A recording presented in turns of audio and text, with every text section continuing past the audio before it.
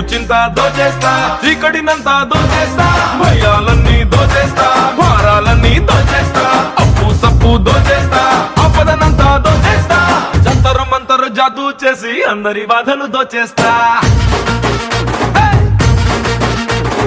చిందర వందర చిందులు వేసి గందరగోళం చేసేస్తా.